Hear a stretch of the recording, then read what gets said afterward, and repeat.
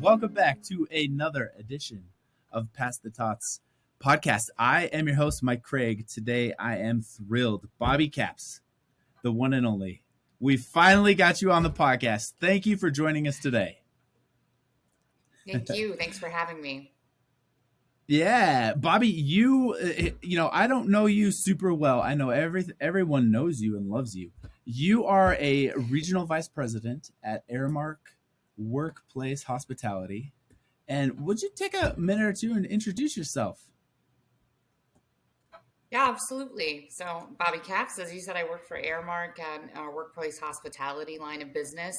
And we basically meet clients where they're at and figure out how to help them achieve their strategic goals through food and beverage amenities. So, making your place of business a great place to work benefits you in so many ways as a company. And so, that's what we do. I love this work because I studied organizational psychology in undergrad and still do. I'm a total nerd for all things organizational psychology and leadership. So for me, it's really interesting to not only work for a company as diverse and complex as Aramark and see how all of that plays out here, but to be able to partner with different clients and understand their culture and their identity and what they're trying to achieve. And really, there's a lot of similarities, but there's so many interesting differences. And that keeps my job really interesting. And I'm obsessed with food and beverage. So, I get to pair really my passion around culinary and food and excellent food and drink with my other passion of just understanding how people work at work.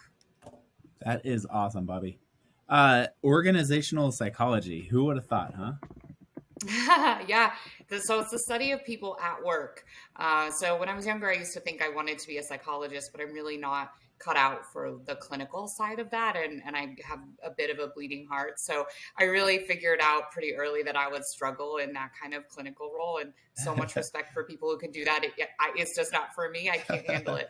But I really figured out what I love is teaching adults in the workplace. And so learning how they learn, what's important to them, how organizations can leverage or not maximize their people based on the decisions that they make.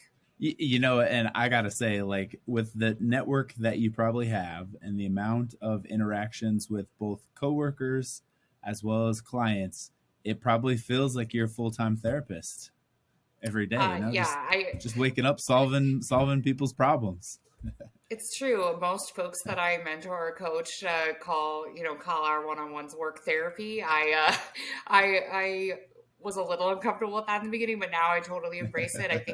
I create a space for people to be really honest about what they're struggling with or what they need help with, and then we tackle things together. So I try to be less of the boss as I do really just a leader who's here to help you get where you want to go, and we'll figure it out together.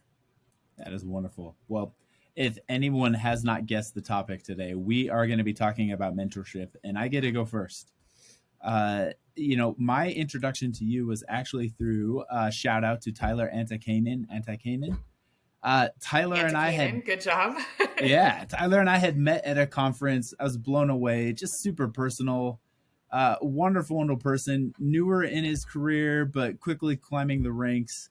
And we were just talking, and I mentioned Bobbi Capps, and he just started gushing, and it just became apparent that he is just a huge fan, views you as a mentor, and it set me back, and I just wanted to kind of talk about this. And so maybe from that context, introduce Tyler and the relationship and how you two work together, and let's dive into some questions around mentorship in the hospitality workplace. Sure.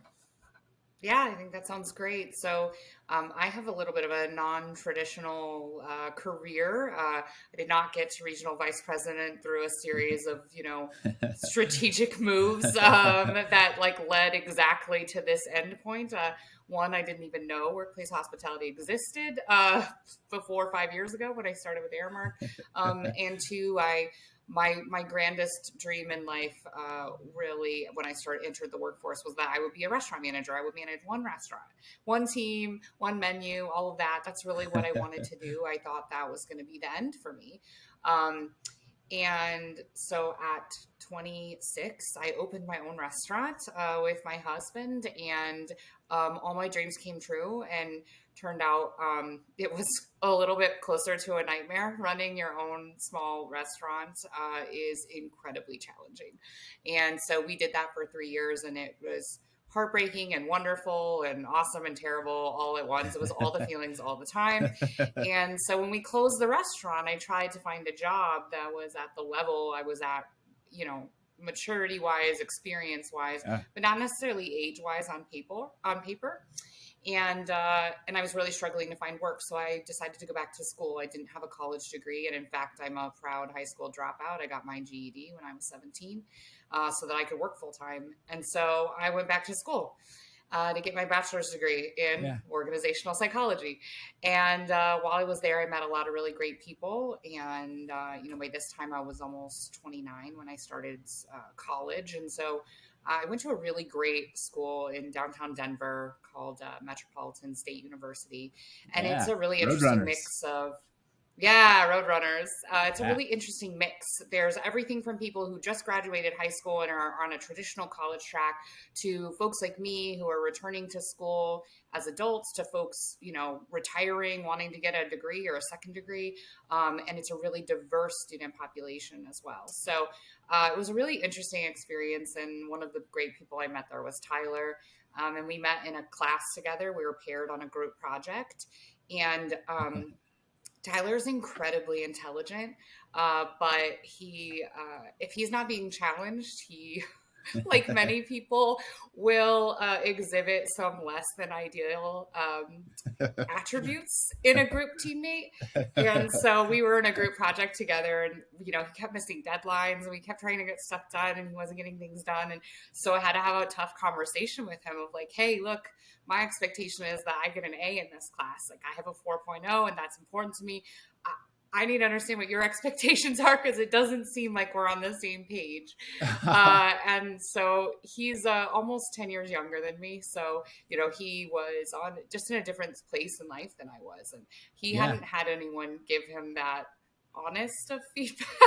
You honestly, that blows my mind. A class project, and you're like, I need to have a hard conversation, because I think most 4.0 students in that type of setting would have been like, not dependable, can't rely on this person. I'm just gonna like do their job, do all the work, and kind of butt them out of the process. And you're like, no. Like, I'm sitting him down, and we're gonna have this conversation. Yeah, and that tells you pretty much everything you need to know about me. Like, I love it. Right? I love this. I am a high achiever, and I have super high standards. And I did spend the majority of my early career doing everyone's job for them, but it was exhausting, and it was not very rewarding. And what I learned is that as a leader, you're only as good as the people you lead. And so if you're really good at getting everything done, but your team doesn't know how to do any of your stuff, you're failing as a leader, because you're not an individual contributor anymore. You're responsible for other people. And that was a really hard lesson to learn. And I learned that lesson over and over and over across the first decade of my professional career. And sometimes it rears its head even now, because I'm so achievement focused. But I have to remind myself that my resume as a leader, and especially at the level I'm at now, my resume is the people I lead. It's not the list of projects. It's not the list of awards I won. It's not the even the network that I have. It's the people I lead. How am I impacting them? What are they successful at? What are they learning? What kind of skills are they gaining?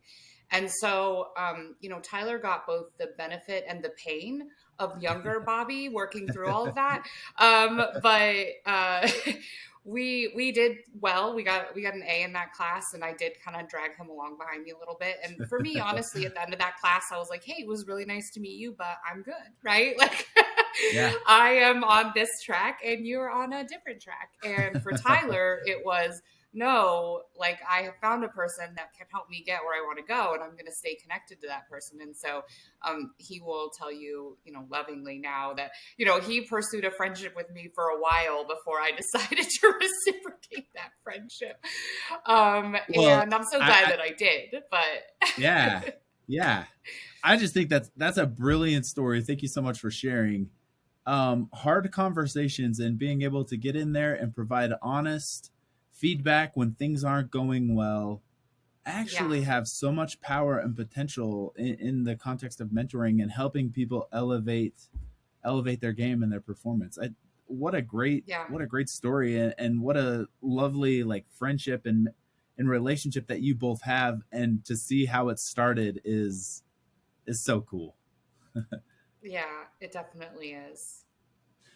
But let me just ask, like, I mean, is that just part of the Bobbi Capps DNA, like to have those conversations? Because that's a really hard thing to do, let alone in a school setting. Like, how does a person, let's say they want to be a mentor, how do they develop this? Like, if it's not intuitive, how do they start?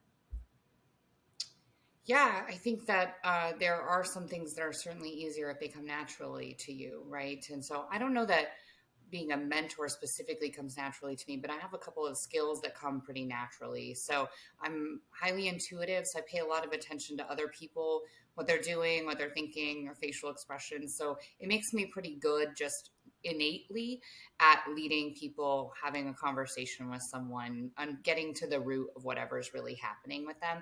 So that certainly helps. If that's not something you're already good at, you can certainly hone it and practice that skill by forcing yourself to pay attention. Or, in this next meeting, I'm going to take note of 5 different things that I recognize that went unsaid. Right. So you can Yeah. hone that skill over time. I just am lucky that I came with that. And so that comes really naturally to me. Now, I say lucky with a grain of salt because it is also exhausting, um, but it's very helpful in a lot of contexts. I think the next thing is not being afraid to have hard conversations. I would say that in most contexts, I am not afraid to have a hard conversation with you and to say, hey, this is where I'm at. Where are you at? What's going on? And just do that in a really open way. That's really challenging for a lot of people. So a lot of what I teach when I start mentoring someone new, I have kind of a formula that I never really sat down and created, but I realized over time it's just what works for me. And so I have a couple of professional development activities that I do with people to kind of prepare them for what it is to be mentored by Bobbi Capps. And so one of those is an assessment called Color Code by a psychologist named Taylor Hartman, which is phenomenal. I could do a whole thing just on that. And then one is a book called Leadership and Self-Deception, which is really about how we are the root cause of all of our problems. And until we realize that, it's really difficult for us to be successful long term is and to is have that the successful is that the relationships. Arbinger? Is that the Arbinger It methodology? is. So it's Yep, like yep. And getting it's a outside your super box. easy, simple read. Yeah. Exactly. But it's really about centering humans in all of our interactions, like seeing other people as That's huge. the same importance as you are, right? What they want and need is just as important as what you want and need. And so really centering that. And then the third thing is another book called Crucial Conversations, and it's about mediating interpersonal conflict. And so that combination of figuring out who you are with color code, figuring out that you are the root cause of all your problems, and you are also the only person who can fix you is you, and that you can't fix anyone else. And then the third really being, okay, now that I really get me, how do I talk to other people about what's working or not working in our relationships with crucial conversations? And so I would say that conflict piece is very challenging to learn, but there's a clear formula. I love Crucial Conversations because it lays out a clear formula step by step of really how to mediate conflict. There's a lot of great resources on conflict out there, but a lot of them are very theoretical. This is really more like do this, then you do this, then you do this, and that can become natural over time as you practice it. So I think as a mentor you need that, right? So you need to be intuitive and pay attention to what other people are doing and what they're not saying. And then when you recognize those things, you need the conflict skills to be able to say, hey, Mike, I feel like there's something kind of underlying here. And, based on a few things you've said, this is what I think is going on. How's that feel for you? What do you think? And then being able Yeah. to have that conversation is really important. And then I think the third thing is just genuine care for other people. I am a born hostess. It's one of the reasons I was drawn to food and beverage and hospitality in general. I love making other people happy, through food, through baked goods, through leadership, through a handwritten note card, right? Like I just innately am focused on how do I make other folks feel good, feel comfortable, feel included. So that hospitality focus or that inclusion focus, I think, is really important when you're nurturing a mentoring relationship, because I think we've all had mentoring relationships maybe that were like assigned to you and they just never took off. Like you just didn't have that connection with them.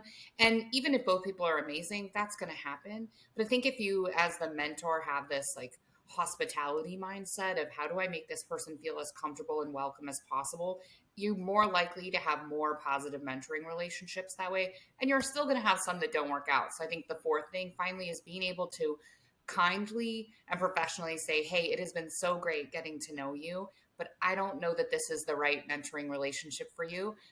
Why don't I, recommend someone else? Why don't I recommend executive coaching? Why don't I recommend something for you to do instead? But being able to call it and not just kind of limp along in a mentoring relationship that isn't really benefiting the person that you're mentoring. That's right. And I'd say a lot of our listeners are newer, younger professionals in their careers. What I like and what I'd call out is that you kind of have intuitive gifts that you have. You're aware, you're cognizant of those, and taking Yeah, that and then being able to like build your own personal framework for becoming a mentor. And it sounds like you've kind absolutely. of put that with like it's a book by Kim Scott, Radical Candor. You kind of outlined it where on one side of the Yes. equation you Mhm. care deeply about the individual, and you mentioned your hospitality side, and so you want to see Yep. stronger relationships, other people succeed. You can step outside the box and you can recognize that this person's needs and their goals and desires are just as important as mine, and I need to see them as humans and not necessarily objects to be acted on. And then at the same Yes. time, like you outlined, look, I need to be able to challenge directly. I need to be able to go to my college group class and have hard conversations when people need to That's pull their right. weight, right? And it's that balance, is that appropriate balance that you've kind of outlined as like a framework for how you're going to develop and train and be a mentor. So I'd call that out as a theme. I don't You've articulated it here, but if you're looking to become a mentor, you really kind of need to understand who you are and how you can make contributions, develop some of your own ideas and theories, and go for it. Yeah, What I absolutely. will say though is also tell me about this. You haven't said this yet, but it feels like you have some insatiable curiosity, a passion for learning. I absolutely do. I think that um, learning is what gets me out of bed in the morning. Doing it in the food and beverage world, gives me passion, energy, excitement. But no matter what I was doing, that constant drive to learn and to develop myself and then to teach, because I want to be able to share what I've learned too. That really drives me in everything I do, which is That's awesome. why I, ended up going back to school as an adult. I'm in grad school now, getting my MBA while working full time. So my Yeah. second college degree while working full time and having a kid and just life and all of that, which is a lot of work. So respect for everyone who does it because it's a lot. No, shout out to all the stuff that's going on then. That's great. You had mentioned that you intuitively just kind of pay attention to others, and I think that's critical. How Let's say I'm not as good at doing that, right? I step into a meeting and I'm just so Okay. focused on everything I want to say and share, and you know Mm. everything that's going inside my brain. How would you recommend, like, how do you develop that social intelligence? And yeah, no right or wrong answer. I'm just curious what you think. Absolutely. Yeah, no, I think that's a really great question and one that honestly a lot of people are wondering, right? They either go into the meeting wanting to prove how smart they are and that they deserve to be there, and not for even from a conceited standpoint, a few people, but most people are just like, hey, I want to prove that I deserve to be here. Right. Yeah. Especially young professionals. We're like, I don't want you to think I'm like the token young professional in the room. Right. Like, I deserve to be here. Let me prove it to you, which is off putting for most other people, but we don't always recognize that. Or you go into the room thinking, I don't really have anything to add. I'm just going to sit quietly and listen to everyone else, right? And then it's a continuum. There's people all along that spectrum, but those are really the two common that I hear. And so I would say if you fall on the side where you're trying to prove how smart you are, one, write down before you go into the meeting, write down what it is that you want to make sure you get across in the meeting. So, I'm not going to forget it. I don't have to blurt it all out at the beginning. It's right here on my piece of paper. I'm going to pick which ones they are. Because again, if you're trying to prove how smart you are, you may realize you have 20 things for a 30-minute meeting, and that's probably not good. So you can pick and prioritize, right? And then I use an acronym. Actually, it's 2 words really. So WAIT, WAIT. Why am I talking? So I am a talker. And so it's something I heard. I wish I could attribute it to someone. I'm sure I heard it from somewhere, but I consume so much media in this space that sometimes it's hard for me to remember where. But why am I talking is, am I adding value right now? Am I looking to add value for the other people? Or do I have some kind of unhealthy motive? Like I'm trying to prove that how smart I am. I'm trying to prove I deserve to be here. I'm trying to win out over you, right? I'm trying to prove Yeah. you wrong. And so asking myself that question, and I actually had it on a Post-it note on my laptop for about 3 years because I really needed that reminder. And so why am I talking? Really important. And it's one of those things that you can have conspicuously and people don't even know what it means. And so like it is a trigger word for me when I hear that of like, okay, hold on. Am I adding value right now? Or is something unhealthy going on for me? So I think that's really important. If you fall on the other side where you kind of feel like I don't have anything to add, I'm just going to sit silently. I think the start is the same. Like write down what are some things about this topic that you know to be true or that you think could add value and write them down. And then kind of force yourself to find a moment, right? Even if you only share one in those first few meetings and then you graduate to 2, right? But forcing yourself to say, look, if you are in the room, whatever room that is, you deserve to be there. And so you don't need to prove to other people that you deserve to be there, but you do need to use that. And so whatever room you're in, you've been given a piece of power to be in that room and to influence what's happening in your organization, whether that's work, whether it's a club at your university, whether it's a community service that you do. You have power by being in the room and being one of the decision or influencers.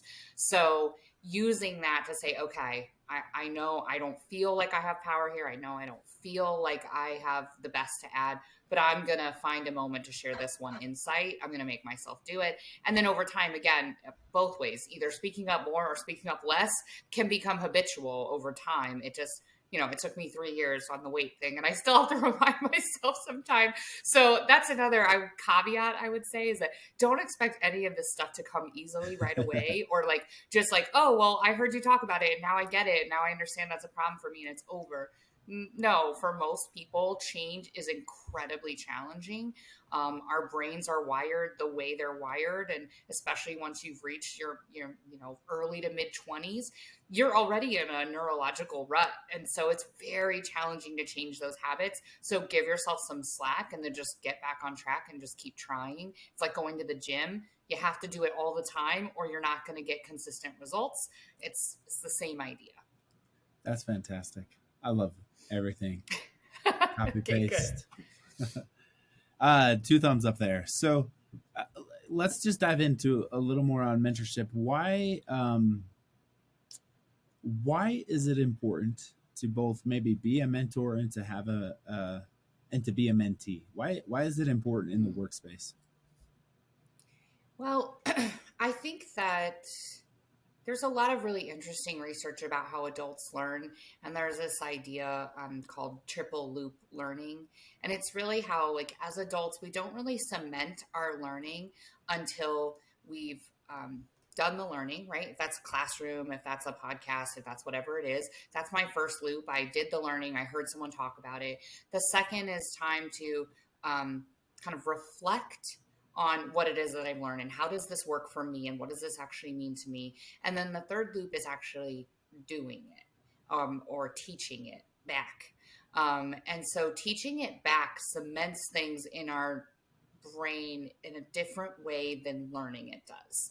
So once we teach something back, we understand that topic, that idea, that process at a different level than we ever could have if we never taught it. And so I think as a mentor, you get the opportunity to teach back the things that you learn, and it helps create those neural pathways. It helps make those habits easier for you, in addition to passing that on and it being a great thing for the person you're sharing it with. And so I think that's something really important I think about a lot is, well, how am I going to teach this or share this? Because one, that's the right thing to do, and two, it will help me in the long run. And then I would say having a mentor is important no matter what level you're at. Having a mentor, again, I think the key to having a mentor is having someone you don't report to, who can tell you things honestly, who you can bounce ideas off of, who can force you to look at the tough things that maybe you're struggling to look at, but doesn't have control over your salary, your next promotion, your whatever, right? It's Yeah. just someone that is like a safe space for you.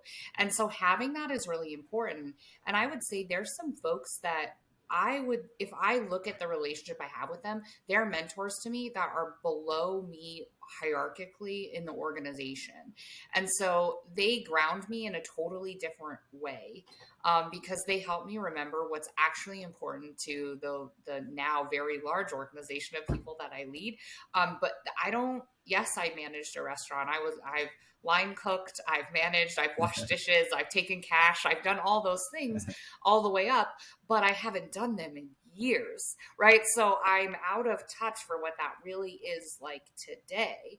And so as I look at kind of this idea of, sometimes it's called reverse mentorship, but having a mentor doesn't always have to be someone above you. It could be a peer mentor, which I think is really powerful. And it can also be a mentor who's at an earlier point in their career than you are.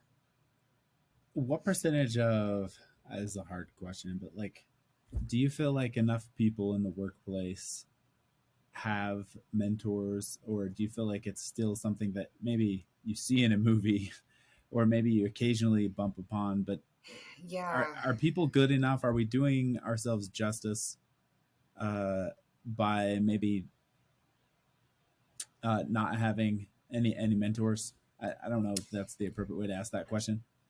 Yeah, no, I think it's challenging. So we're talking about mentorship, but I really see this like kind of care and support of an employee is really a three-pronged thing. So mentorship being one of those, coaching being another. So coaching is someone who's aware of your actual skill set and is giving you specific feedback on how to get better at what you do right now, right? So a mentor could be someone you don't work with. It could be someone you pay, right? It could be an executive coach, can be a great mentor. Yeah. Having a coach who's aware of your work and your work style and what you're doing can be really helpful to help learn new skills. And then the third is sponsorship. So, sponsorship, a great sponsor is someone who says your name in a room that you're not in, right? They volunteer you for meaningful projects. They, put your name on the short list for promotions or for really cool, high profile projects in your organization.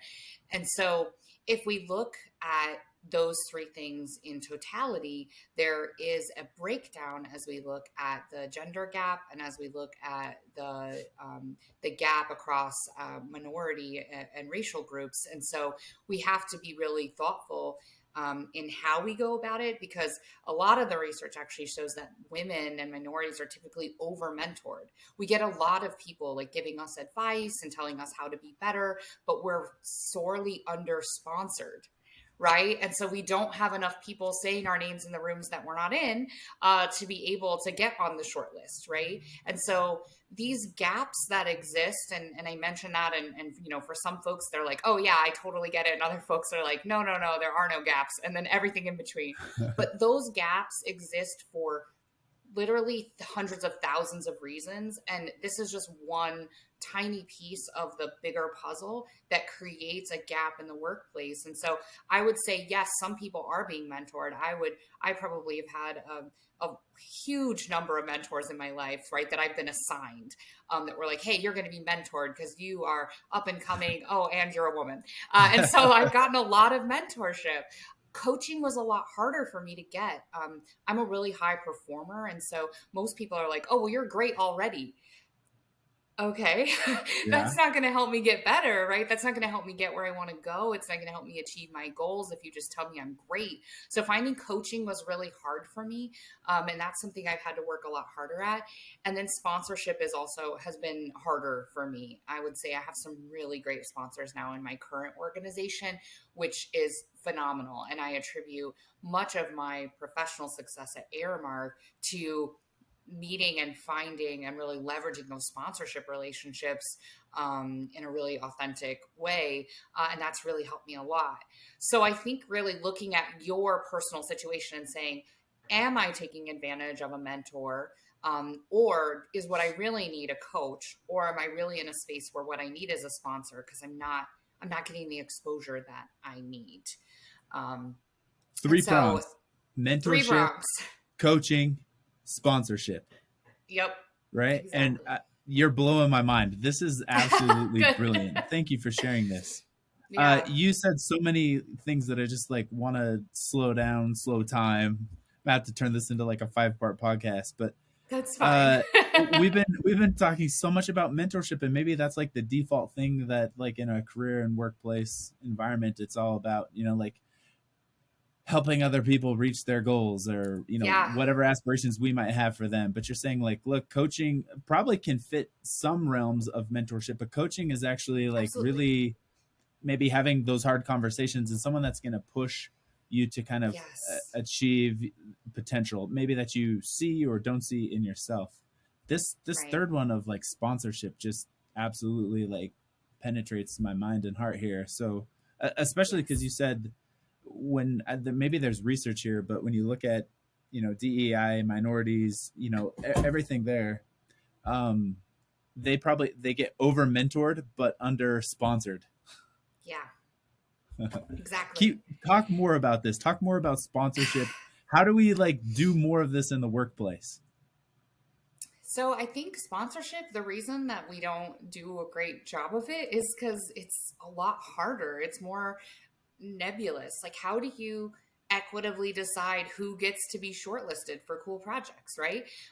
So it's never intentional, this but as humans, right, like we know what is familiar to us. We know who we know at work. And I work in a really large organization, so it's even more pronounced that I only know the folks I know. There's thousands of other people I've never met, I might never meet, right? We have almost 300,000 employees.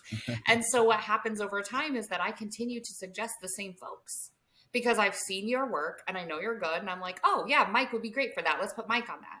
And so what happens is that Mike's on a lot of stuff and that's really cool for you and you're growing and you're getting a lot of exposure. Or maybe it's not. Maybe you're on too many things, which has happened to me before. um, but then there is, Susan across the way who I haven't worked with, but is really good. And so I'm not sponsoring her, not because I don't want to, but because I'm not even aware of her skill set. And so something I've really been tackling over the last few years is how do we do sponsorship authentically and more equitably where more people get exposure, right? And so I have been doing a lot of the DE&I work over my last several years, kind of from a grassroots perspective, because my company is so large. There's so many great things happening at the top and across the organization. But I've really been trying to look at, okay, in my little pool of things I can control, right? The people, which is a lot of people, but in a larger organization is a drop in the bucket. How do I impact these people across these things, the ones I actually have like control over what happens?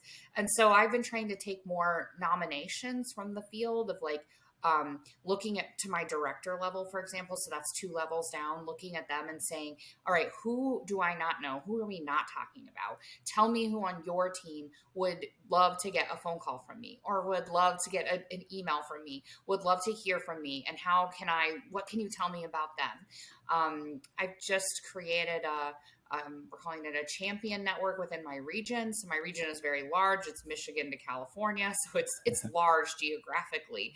And I live on the edge of that. I live in Michigan. And so I created a group of subject matter experts across my region that are going to help support that front line. And so some of them are folks I've worked with in the past that I'm like, oh, you'll be great for this. And I tapped them.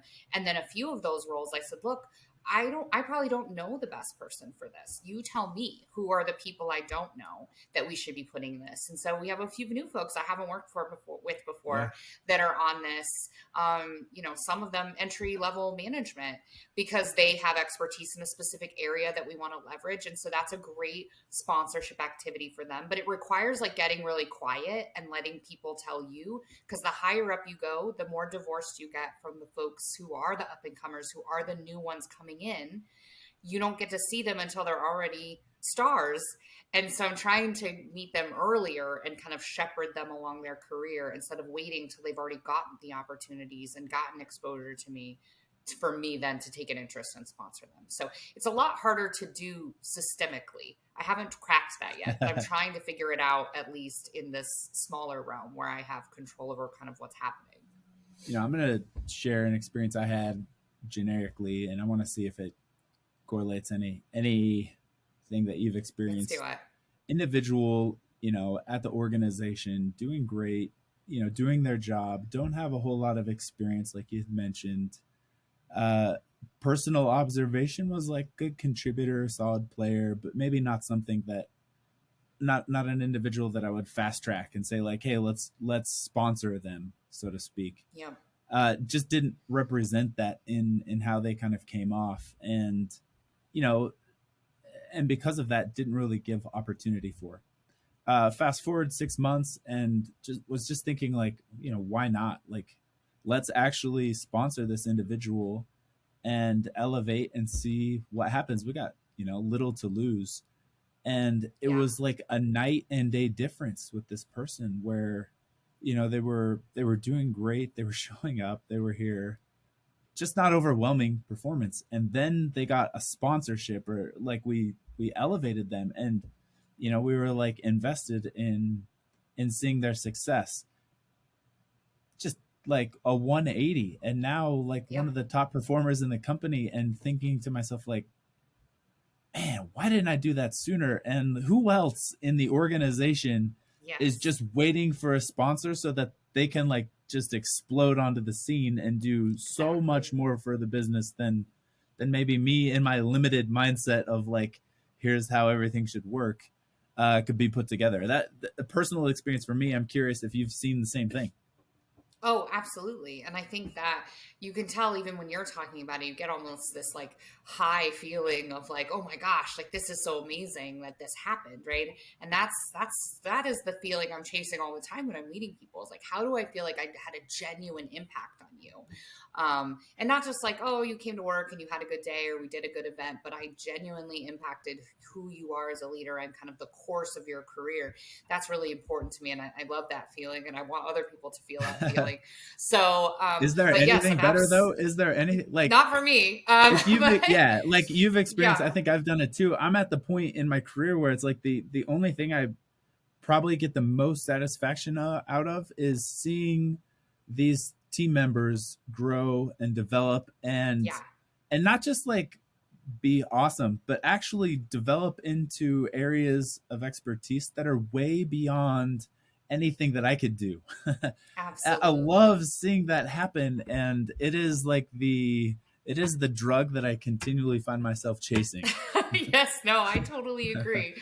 So I definitely agree with that. And I think that really the vast majority of people will work to the level that is set for them in expectations. And so I have a very successful track record of growing people.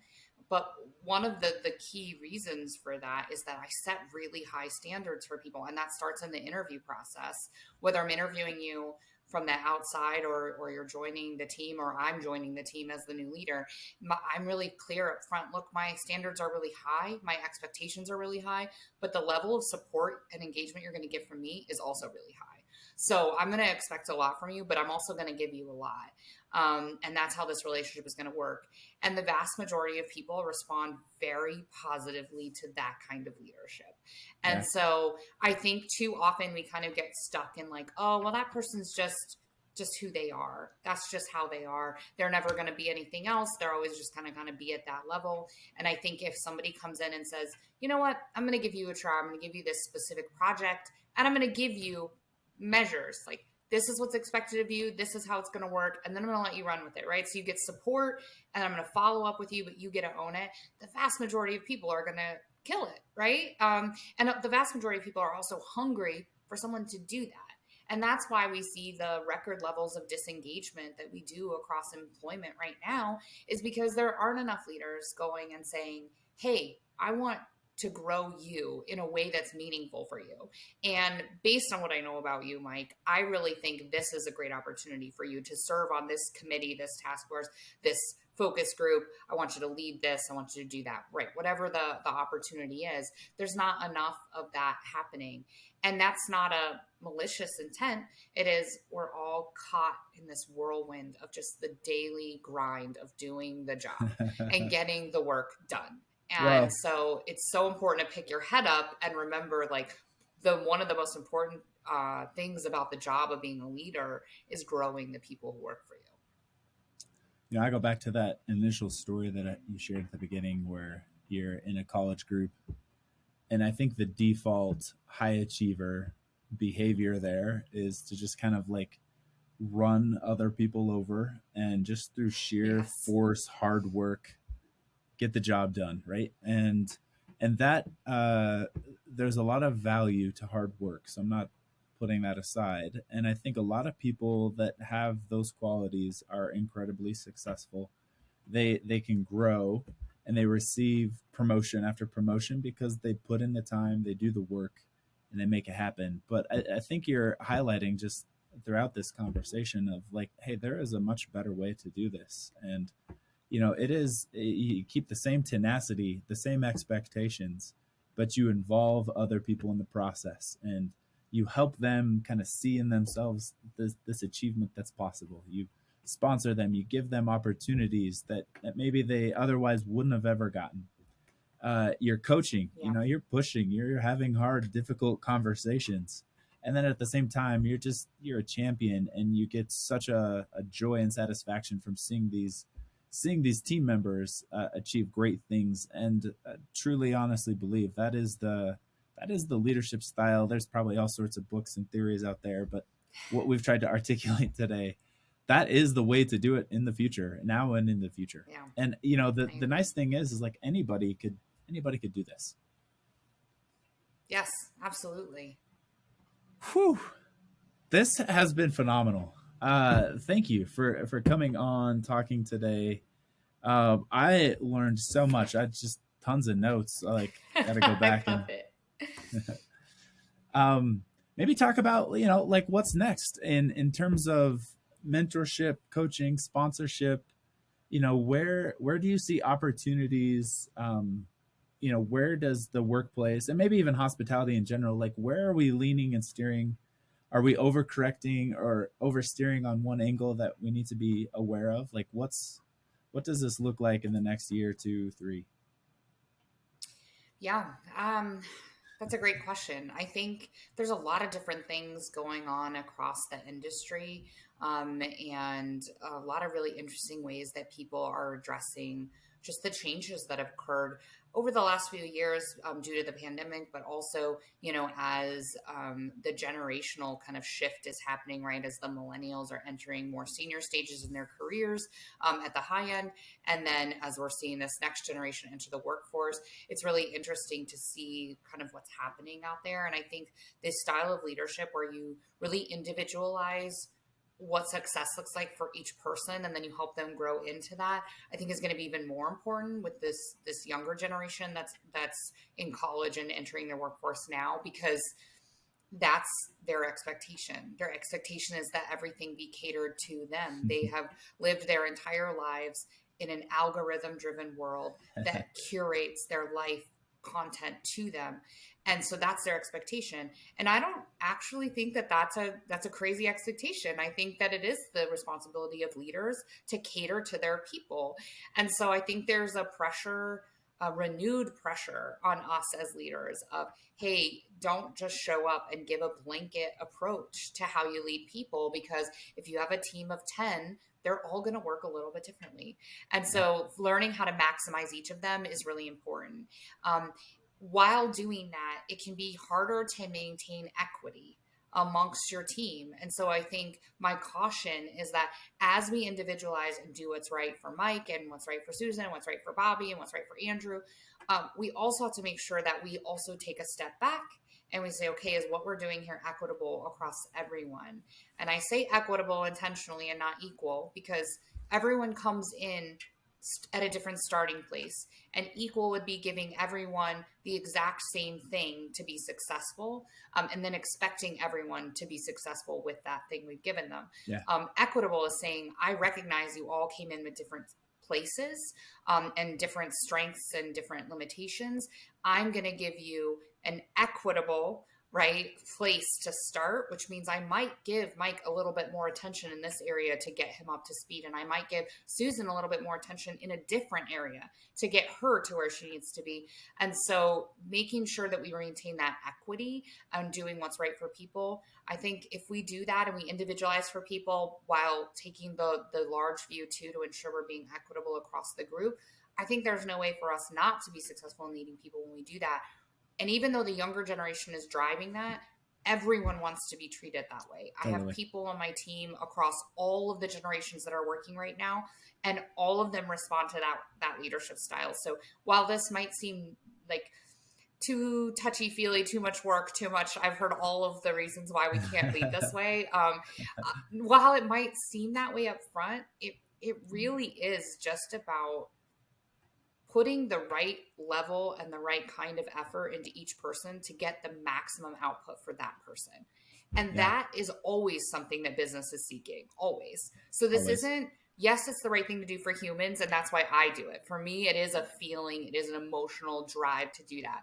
But there's also very logical reasons and very sound business reasons to lead people this way. You get maximum output from your teams when you put the right kind of work into them.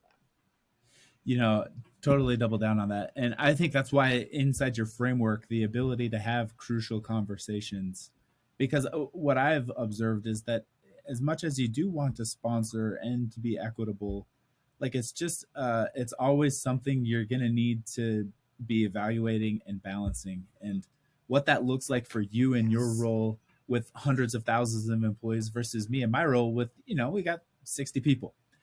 Is different, and you need to be paying attention to it, right? And the one story I've found, this is unique to Nutrislice. I may have shared this before in a previous podcast, but we'll have people that are incredible that come on board, and you can just see that their growth and the things that they need in order to achieve what they would like in their career sometimes outpaces the capacity of what we're able to provide, right? And I think you got to be clear on saying, you're actually running at a further growth clip than maybe what we're able to do. And we've actually, had to have those conversations, and we can still mentor, and we can still sponsor, and we just have to be open and honest that where you're going and where you're headed right now, we don't have the capacity to do that at Nutrislice. So let's, keep you here. And let's help you find that next position, that next place to grow and develop. Absolutely. And we actually had a situation with one of our original Pat Stevens. He's one of our first sales reps ever at Nutrislice.